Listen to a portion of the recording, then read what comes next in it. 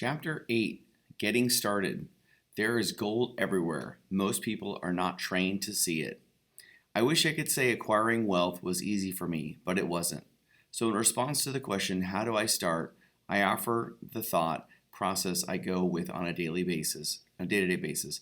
It really is easy to find great deals. I promise you that. It's just like riding a bike. After a little wobbling, it's a piece of cake. But when it comes to money, it takes determination to get through the wobbling. That's a personal thing. To find $1 million deals of a lifetime requires us to call on our financial genius. I believe that each of us has a financial genius within us. The problem is that our financial genius lies asleep, waiting to be called upon. It lies asleep because our culture has educated us into believing that the love of money is the root of all evil.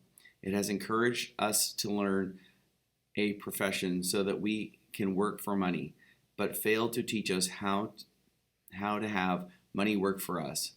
It taught us not to worry about our financial future because our company or the government would take care of us when our working days are over.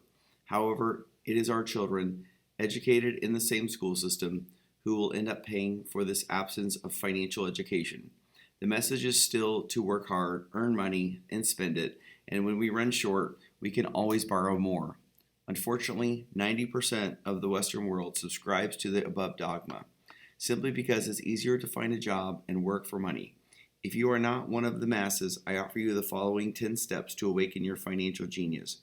I simply offer you the steps I have personally followed. If you want to follow some of them, great. If you don't, make up your own. Your financial genius is smart enough to develop its own list. While in Peru, I asked a gold miner of 45 years how he was so confident about finding a gold mine. He replied, "There is gold everywhere. Most people are not trained to see it." And I would say that is true. In real estate, I can go out and in a day come up with 4 or 5 great potential deals, while the average person will go out and find nothing, even looking into the same neighborhood. The reason is that they have not taken the time to develop their financial genius. I offer you the following 10 steps as a process to develop your God-given powers over which only you have control. Number 1, find a reason greater than reality, the power of spirit. If you ask most people if they would like to be rich or financially free, they would say yes. But then reality sets in. The road seems too long with too many hills to climb. It's easier to just work for money and hand the excess over to your broker. I once met a young woman who had dreams of swimming for the U.S. Olympic team. The reality was that she had to get up every morning at 4 o'clock to swim for 3 hours before going to school. She did not party with her friends on Saturday night. She had to study and keep her grades up, just like everyone else. When I asked her what fueled her superhuman ambition and sacrifice, she simply said, "I do it for myself and the people I love." It's love that gets me over the hurdles and sacrifices. The reason or a purpose is the combination of wants and don't wants. When people ask me what my reason for wanting to be rich is, I tell them that it's a combination of deep emotional wants and don't wants. I will list a few. First, the don't wants, for they create the wants. I don't want to work all my life. I don't want what my parents aspired for, which was job security and a house in the suburbs. I don't like being an employee. I hated that my dad always missed my football games because he was so busy working on his career.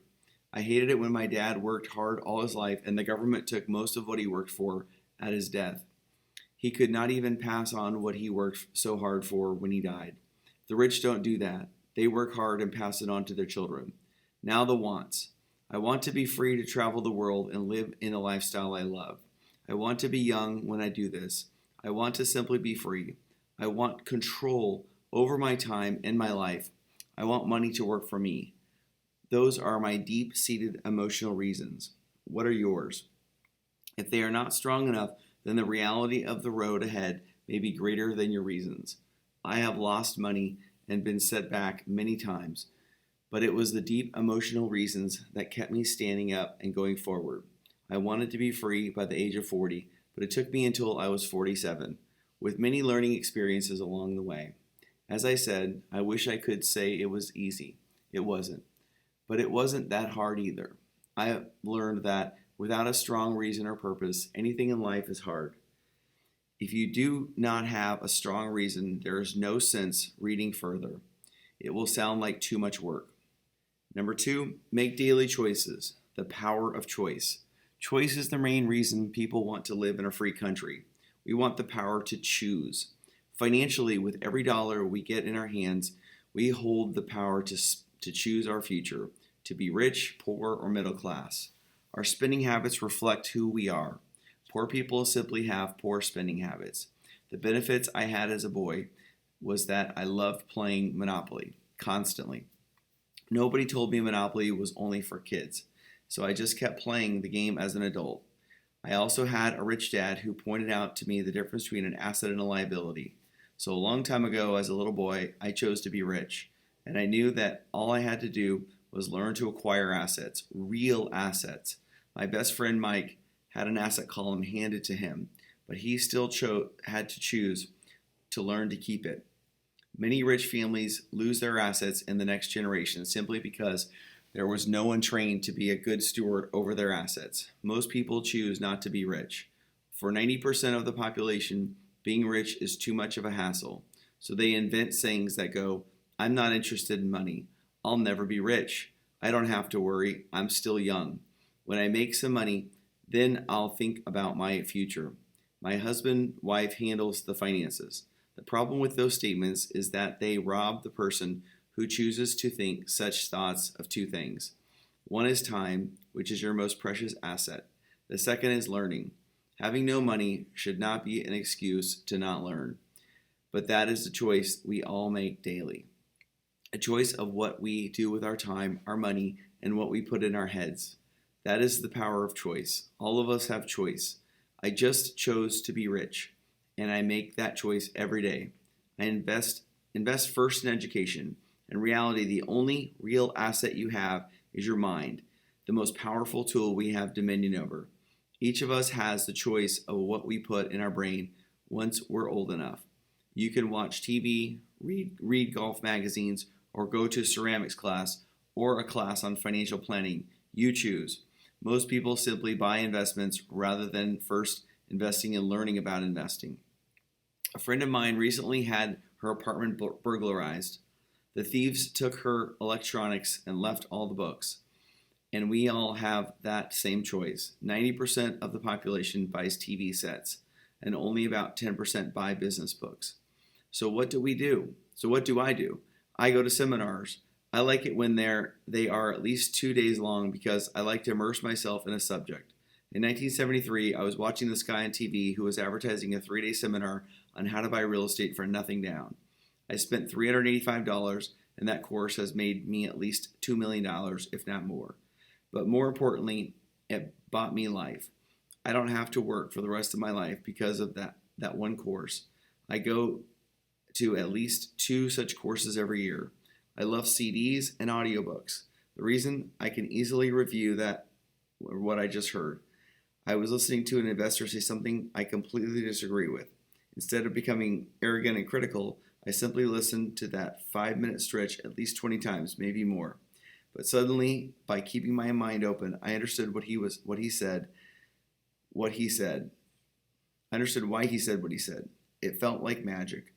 I felt like I had a window into the mind of one of the greatest investors of our time. I gained tremendous insight into the vast resources of his education and experience. The net result, I still have the old way I used to think, and I now have a new way of looking at the same problem or situation. I have 2 days to analyze a problem or trend, and that is priceless. Today I often say, how would Donald Trump do this, or Warren Buffett or George Soros? The only way I can access their vast mental power is to be humble enough to read or listen to what they have to say. Arrogant or critical people are often people with low self-esteem who are afraid of taking risks. That's because if you learn something new, you are then required to make mistakes in order to fully understand what you have learned. If you have read this far, arrogance is not one of your problems. Arrogant people rarely read or listen to experts. Why should they? They are the center of the universe. There are so many intelligent people who argue or defend when a new idea clashes with the way they think. In this case, their so-called intelligence combined with arrogance equals ignorance.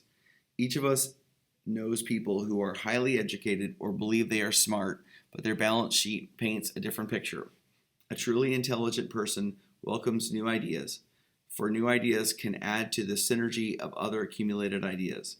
Listening is more important than talking. If that were not true, God would not have given us 2 ears and only 1 mouth. Too many people think with their mouth instead of listening in order to absorb new ideas and possibilities. They argue instead of asking questions. I take a long view on my wealth. I do not subscribe to the get-rich-quick mentality most lottery players or casino gamblers have. I may go in and out of stocks, but I am long on education. If you want to fly an airplane, I advise taking lessons first. I am always shocked at people who buy stocks or real estate but never invest in their greatest asset, their mind. Just because you bought a house or 2 does not make you an expert at real estate. Number 3, choose friends carefully. The power of association. First of all, I do not choose my friends by their financial statements. I have friends who have actually taken a vow of poverty, as well as friends who earn millions every year. The point is that I learn from all of them.